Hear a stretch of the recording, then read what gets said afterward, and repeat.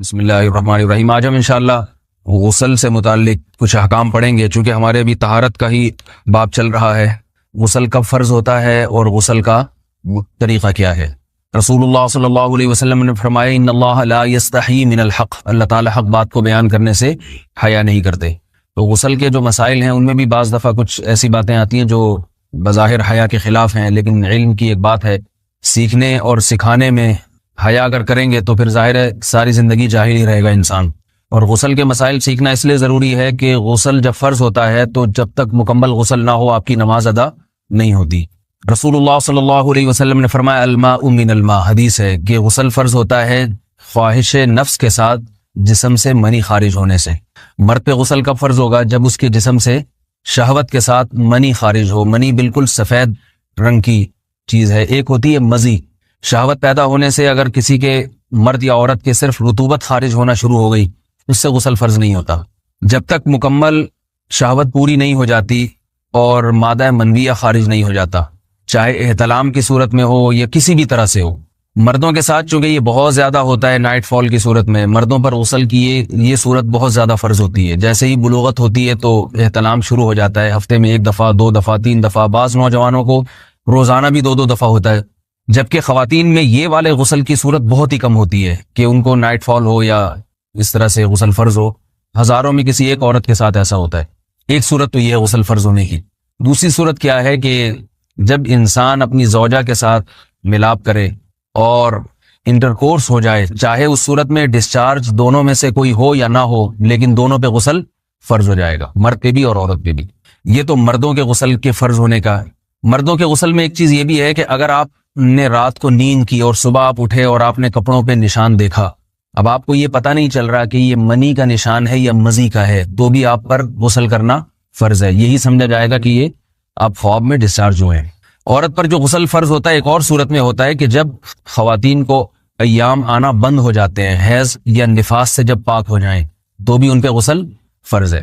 یہ تو غسل کی فرضیت سے متعلق احکام تھے۔ کچھ چیزیں ایسی ہیں جن میں غسل سنت ہے، فرض نہیں ہے۔ جمعہ کے دن غسل کرنا رسول اللہ صلی اللہ علیہ وسلم نے بہت زیادہ تاکید کی ہے۔ سنت کی 2 قسمیں ہیں، سنت مؤکدہ اور سنت غیر مؤکدہ۔ مؤکدہ وہ ہوتی ہیں کہ جن کو چھوڑنے کا اگر کوئی معمول بنا لے تو گناہ کا خطرہ ہے اور ایسا شخص قابل ملامت ہے، اسے شریعت ملامت کرتی ہے، برا بھلا کہتی ہے۔ تو غسل سنت مؤکدہ ہے، ہفتے میں 1 مرتبہ، چاہے جمعے کے دن ہو یا کسی بھی دن ہو۔ جو مسلمان ہفتے میں 1 دفعہ بھی نہیں نہاتا، وہ کتنا ہی نیٹ کلین ہو، مگر شریعت کی نظر میں وہ قابل ملامت ہے، اسے تانے دینے چاہیے کہ شرم نہیں آتی ہو مسلمان مگر رہتے ہو بھنگیوں اور چماروں کی طرح۔ ملامت تو اسی کو کہتے ہیں نا۔ اس کی دلیل رسول اللہ صلی اللہ علیہ وسلم نے فرمایا، صحیح حدیث ہے، حق علی کل مسلم ان یغتسل کل اسبوع مرۃ، کہ ہر مسلمان پر لازم ہے کہ وہ ہفتے میں کم از کم 1 مرتبہ غسل کرے۔ ہر مسلمان پر لازم ہے، چاہے اس پہ غسل فرض نہ بھی ہو۔ اور کس دن بہتر ہے؟ جمعہ کے دن۔ نبی صلی اللہ علیہ وسلم نے حکم دیا ہے کہ جمعے کے دن غسل کیا جائے۔ امام احمد ابن حنبل کا مذہب یہ ہے کہ جمعے کے دن غسل کرنا واجب ہے، صرف سنت نہیں ہے بلکہ واجب ہے، لیکن جمہور کا مذہب یہ ہے کہ سنت عمل ہے۔ غیر مسلم جب اسلام قبول کرتا ہے تو اس وقت بھی اس کے لیے غسل کرنا سنت ہے۔ جب ہم مردے کو نہلاتے ہیں تو جو مردے کو نہلائے اس کے لیے بھی خود غسل کرنا افضل ہے، سنت عمل ہے۔ عید کے دن غسل کرنا سنت عمل ہے۔ تو یہ وہ تمام مواقع ہیں جن میں غسل کرنا رسول اللہ صلی اللہ علیہ وسلم کی سنت ہے۔ غسل کا طریقہ کیا ہے؟ غسل میں 3 چیزیں فرض ہیں، منہ بھر کے قلی کرنا، ناک میں پانی ڈالنا کہ ناک کی جو نرم جگہ ہے یہ اچھی طرح تر ہو جائے، اور پورے جسم پہ 1 مرتبہ پانی بہا دینا کہ جسم میں بال کے برابر جگہ بھی خشک نہ رہے۔ یہ تو ہے فرض، یعنی یہ کام کسی نے کسی بھی طرح سے کر لیا تو غسل ادا ہو جائے گا، چاہے اس کی نیت غسل کی تھی یا نہیں تھی۔ کوئی آدمی چلتا ہوا جا رہا ہے، پھسل کے تالاب میں گر گیا، پورے غوطے کھا کے باہر نکلا، قلی کر لے اور ناک میں پانی ڈال لے تو غسل اس کا ادا ہو جائے گا۔ البتہ چونکہ نیت نہیں تھی لہذا غسل کا ثواب نہیں ملے گا، ثواب نیت کے بغیر نہیں ملتا انسان۔ دلائل اس کے الگ موضوع ہے کہ اس کی دلیل کیا ہے کہ بغیر نیت کے بھی غسل ہو جاتا ہے، لیکن میں نے بتایا دلائل کا سیشن نہیں ہے، اس میں پھر بات لمبی ہو جائے گی۔ تو یہ تو ہے فرض، پورے جسم پہ پانی بہانا، کلی اور ناک میں پانی۔ سنت طریقہ کیا ہے؟ رسول اللہ صلی اللہ علیہ وسلم غسل کیسے کرتے تھے؟ سنت طریقہ جس پہ جو اختیار کرنا چاہیے وہ طریقہ یہ ہے کہ جب آپ غسل کے لیے بیٹھیں تو سب سے پہلے وہ جگہ دھوئیں جہاں نجاست اور ناپاکی لگی ہوئی ہے. نائٹ فال ہوا, کسی کو احتلام ہوا, تو جہاں جہاں گندگی لگی ہے پہلے اس جگہ کو دھوئیں. استنجا کریں, شرمگاہ کو دھوئیں اچھی طرح. سمجھ رہے ہیں بات کو؟ اس کے بعد ہاتھ دھوئیں اور مکمل وضو کریں جیسے ہم عام حالات میں وضو کرتے ہیں. مکمل وضو کرنے کے بعد دائیں کندھے پہ پانی ڈالا, لیفٹ سائڈ پہ پانی ڈالا.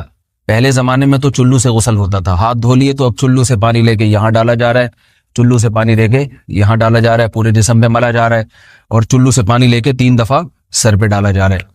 تو آج کل چلو ولو تو ہے نہیں, شاور کے نیچے جا کے کھڑے ہو جاتے ہیں.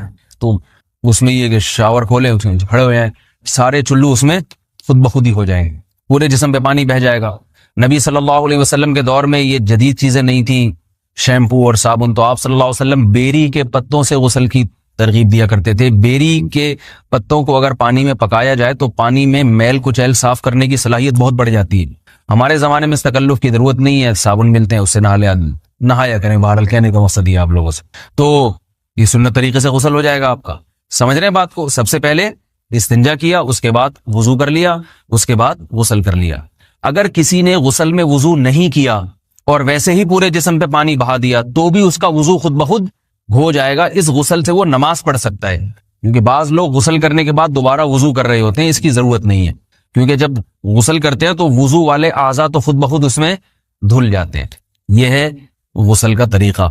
وضو کیسے ٹوٹتا ہے؟ جن چیزوں سے غسل فرض ہوتا ہے ان چیزوں سے وضو تو بہرحال ٹوٹتا ہی ہے. اس کے علاوہ بھی وضو ٹوٹتا ہے.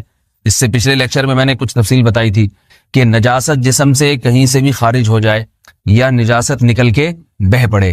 اگر قضاء حاجت کی جگہوں سے نجاست خارج ہوئی ہے تو نظر بھی آ جائے وضو ٹوٹ جائے گا, اور قضاء حاجت کے علاوہ جگہوں سے اگر نجاست خارج ہوئی ہے, خون وغیرہ ہے جیسے, تو جب تک نکل کے بہے گا نہیں تو اس وقت تک وضو نہیں ٹوٹے گا.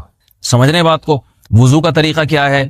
سب سے پہلے دونوں ہاتھوں کو دھویا جائے, 3 دفعہ کلی کی جائے, مسواک کی جائے, 3 دفعہ ناک میں پانی ڈالا جائے, پھر پورے چہرے کو پیشانی, یہ جو ہے جہاں سے پیشانی ہماری شروع ہو رہی ہے اور تھوڑی کے نیچے تھوڑی جہاں ختم ہو رہی ہے, اور ایک کان کی لو سے دوسرے کان کی لو تک 4 اعضاء ہیں وضو میں دھونا فرض ہیں. 1 چہرہ, نمبر 2 بازو, نمبر 3 سر کا مسا, چوتھا ہی سر, اور نمبر 4 پاؤں کو دھونا.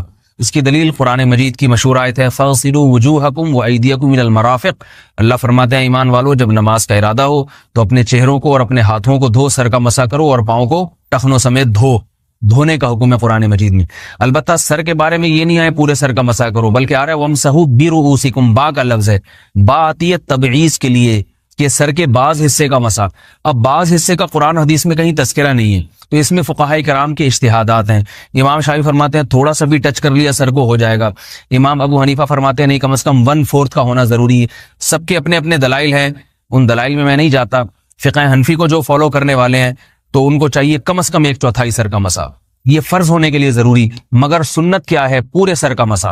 نبی صلی اللہ علیہ وسلم دونوں ہاتھوں کو بھگو کے پورے سر کا مسا کرتے تھے ایسے. سمجھ رہے بات کو؟ اور مسا کے جو یہ ٹیکنیکل طریقے ہیں کہ آپ یوں پہلے انگلی بنائیں, پھر یوں لے کر جائیں, پھر یوں گھما کے لائیں, پھر یوں, یہ ٹیکنیکل طریقے حدیث سے ثابت نہیں. مسا کا طریقہ کیا ہے؟ بھیگا ہوا ہاتھ لے کے ایسے پورے سر کو ہو گیا. پھر حدیث میں یہ بھی ہے کہ یوں لے جاؤ اور یہ بھی ہے کہ 2 واپس بھی لے کر آؤ, دونوں طرح سے ثابت. تو ایسے بھی کر سکتے ہیں کہ یوں لے جائیں, اور ایسے بھی کر سکتے ہیں لے کے جائیں اور پھر واپس بھی لے آئیں, دونوں طریقے جائز ہیں. لیکن کم از کم سنت اتنی ہے کہ پورے سر کا مسا ہونا چاہیے. بعض لوگوں کو شو مارنے کا شوق ہوتا ہے, اگر وہ واپس لائیں تو بال ان کے خراب ہو جاتے ہیں, کہتے ہیں یار یہ پھر مسئلہ خراب ہو جائے گا, تو پھر ایسے لوگ صرف یوں ہی لے جائیں کافی ہے. افضل تو یہ کہ یوں بھی لے جائیں یوں بھی لے جائیں, دونوں طرح سے صحیح ہے. بہرحال دونوں حدیث سے ثابت ہیں. سمجھ رہے ہیں بات کو؟ اور یہاں ایک اہم مسئلہ بتا دوں, قرآن مجید نے پاؤں کو دھونے کا حکم دیا ہے, پاؤں پہ مسا کرنے کا حکم نہیں دیا. اور حدیث میں خفین پر مسا کرنے کا حکم ہے. تو قرآن اور حدیث کو فقہا نے جمع کیا ہے, لہذا وہ موزے جن میں آسانی سے پاؤں دھوئے جا سکتے ہیں ان میں چاروں ائمہ کے نزدیک پاؤں پہ مسا کرنا جائز نہیں. سعودی عرب میں جو بعض سلفی حضرات اور یہاں ہمارے ہاں بھی اہل حدیث حضرات نے عام موضوع پر بھی جو مسا کی ایک روایت ڈال دی ہے, اسلاف میں, تابعین, تبع تابعین میں اور چاروں ائمہ کے مذاہب میں اس کا ثبوت نہیں ملتا. اگر اسلاف میں کوئی قائل بھی ہے تو ایک شاذ قول, اکا دکا قول ملتا ہے, ورنہ یہ ائمہ اربعہ کے مذہب کے خلاف ہے. اور جو احادیث جو نقل ہوتی ہیں صحیح سند کے ساتھ ان کے بھی خلاف اور قرآن کی آیت کے بھی خلاف ہے. اس لیے کسی نے عام ساکس پہ اگر مسا کر لیا، جو عام طور پہ آفس پہن کے جاتے ہیں لوگ، اس میں تو پاؤں، آپ اگر ساکس کو پانی کے نیچے رکھیں پورا پاؤں دھل جائے گا آرام سے. تو وہاں کیا ہو رہا ہے کہ قرآن مجید کے حکم کی مخالفت لازم آ رہی ہے، آپ پاؤں دھو نہیں رہے. تو اس لیے ہم یہ سمجھتے ہیں کہ اس صورت میں نماز ادا نہیں ہوگی. سعودی عرب میں بعض سلفی حضرات نماز پڑھاتے ہیں، وہ ایسے ہی کرتے ہیں کہ عام ساکس پہ مسا کر کے نماز پڑھا لیتے ہیں. تو فتویٰ اسی پر ہے کہ ان کی اگر کسی کو یقین ہے کہ اس نے عام ساکس پہ مسا کر کے نماز پڑھائی ہے تو اس کے پیچھے نماز ادا نہیں ہوگی، کیونکہ قرآن کے مطابق اس کا وضو ہوا ہی نہیں ہے. صدیوں تک کوئی بھی اس قول کا قائل نہیں رہا ہے کہ عام ساکس پہ بھی مسا ہو جاتا ہے. یہ ابن تیمیہ رحمہ اللہ تعالیٰ 7ویں صدی میں اس کے قائل تھے، اور تابعین میں اکا دکا قول ملتے ہیں اس کے، لیکن شاذ قول ہیں، مرجوح قول ہیں جن پر امت نے فتویٰ نہیں دیا. اور اب سعودی عرب میں بعض سلفی حضرات اس کے قائل ہیں. ہمارے ہاں اہل حدیث حضرات بھی چونکہ اکثر سعودی عرب کے سلفی حضرات ہی کو فالو کرتے ہیں، تو انہوں نے بھی وہیں سے یہ فتویٰ لیا ہے. لیکن ائمہ اربعہ کے مذہب میں اور دلائل کے لحاظ سے دیکھا جائے تو یہ مذہب کمزور ہے. قرآن نے پاؤں کو دھونے کا حکم دیا، آپ دھوئیں گے پاؤں جب تک دھونا ممکن ہے. چمڑے کے موزے ہیں، ان کو دھونا ممکن نہیں ہے اتارے بغیر، لہذا ان موزوں کے اوپر مسا ہو جائے گا. تو اس سے قرآن پر بھی عمل ہو جائے گا اور حدیث پر بھی عمل ہو جائے گا. اس لیے ائمہ اربعہ نے جو قرآن و حدیث کو سمجھ کے جو فیصلہ کیا ہے اس پہ چلنا ہمارے لیے زیادہ مفید ہے بنسبت آج کل کے جو علماء ہیں ان کی اپنی ذاتی آراء پر. اس لیے یہ بھی ایک وضو سے متعلق اہم مسئلہ تھا. سمجھ رہے ہیں؟ باقی تو ماشاءاللہ وضو کرنا سب کو آتا ہی ہے. اور وضو کے بعد دعا کیا ہے؟ کلمہ شہادت، اشہد ان لا الہ الا اللہ وحدہ لا شریک لہ اشہد ان محمدا عبدہ ورسولہ اللہم اجعلنی من التوابین واجعلنی من المتطہرین. اے اللہ تو مجھے بار بار توبہ کرنے والوں میں شامل کر دے اور بار بار پاکیزہ رہنے والوں میں شامل کر دے. توبہ اس لیے کہ میں نے ظاہری طہارت تو حاصل کر لی، مجھے روحانی طہارت بھی عطا کر دے. اگر میں نے گناہ کی ہوں تو مجھے ان سے بھی توبہ کی توفیق عطا فرما لے، تاکہ اس لحاظ سے بھی میرا وضو ہو جائے، اس لحاظ سے بھی میں پاک ہو جاؤں. سبحانک اللہم و بحمدک، نشہد ان لا الہ الا انت، نستغفرک و نتوب